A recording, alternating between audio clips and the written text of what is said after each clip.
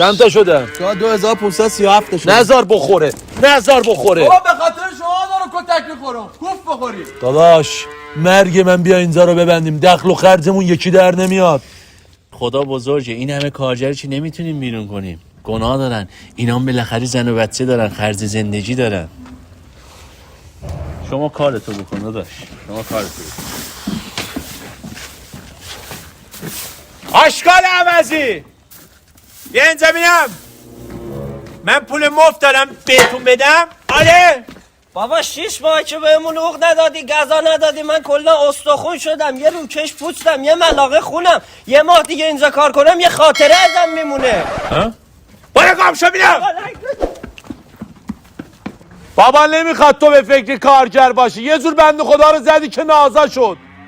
عزیزم شما هم برین سر کارتون. فدات شم، کار کن دیگه. وایسادی منو نگاه میکنی. برو سر کارت. تخته بگه. اینا رو حساب کن. اینا رو حساب کن. زدم به حسابش. حساب کن. زدم حساب کردم دو برو سر کارت. بابا پول نمیدم. همه اینا رو بنویسا. بله. همه شو معلم تو اینجا چی کار میکنی؟ اون روز اول اگه می اومدم اینا درس میدادم اشما بهتر یاد میگرفتن. شیرین بازی در نیاره. اینجا سر کلاسیست، اینجا ملک منه. اومدی اینجا چیکار؟ آدم یکم شیر ببرم. فقط شیر میخوای؟ مگه چیزی دیگه هم دارن؟ آره کره مربا هم داریم.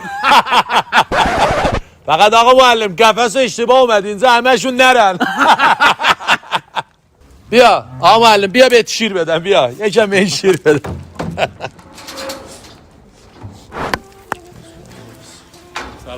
سلام داشت مهدی. نوکرتم داش قلب من واکتم فدات شم. داشتم چی شده ناراحتی؟ بابا داش مهدی واسه آخر ما چک دارم، اعصابم خورده. کار خوبه که خدا درست بکنه. سلطان محمود خری کیه؟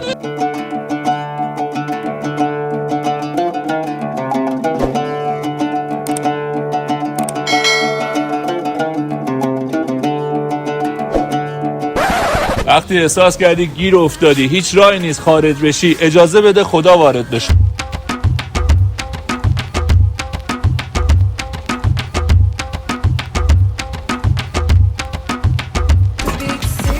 بیا وایسا بیا. مثل این که حرف تاثیرگذار دارن میگن تا عرق کارگر خوش نشده دستمزدشو بهش بدید.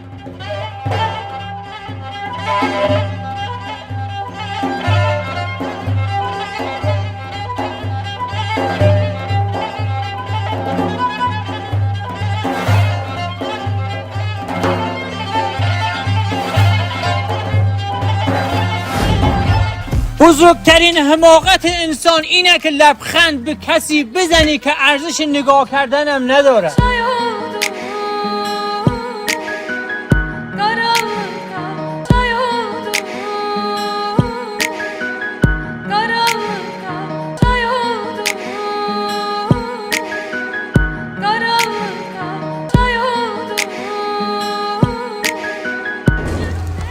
بچه که بودم دیدم همه دارن به قطار در حال حرکت سنگ میزنن.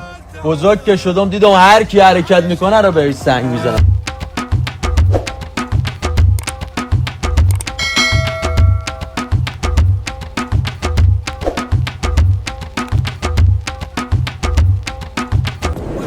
دخترم به یاد داشته باش آن کس که تو را دوست دارد به خاطرت خواهد جنگید و تو را به دست خواهد آورد. پس هرگز به خاطر فریاد دروغین دوستت دارم دیگران اشک نریز.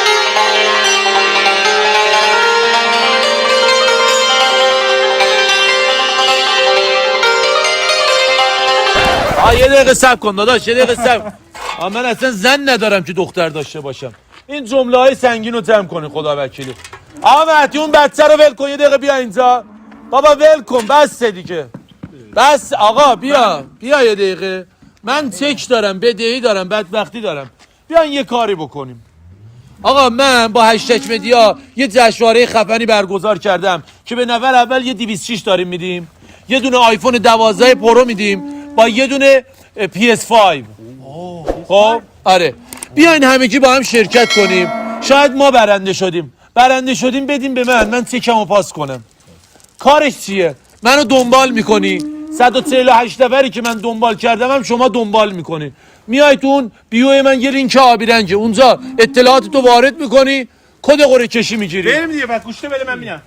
برین دیگه. من گوشی ندارم، یکی گوشی. آقا شما هم این کارو بکنین. کلا 30 ثانیه هم زمانتون رو بیشتر نمیگیره. شاید برنده این جشنواره خفن شما باشین. منم نیاز دارم، شما هم نیاز داری. ول کن اون بچه رو، ول کن.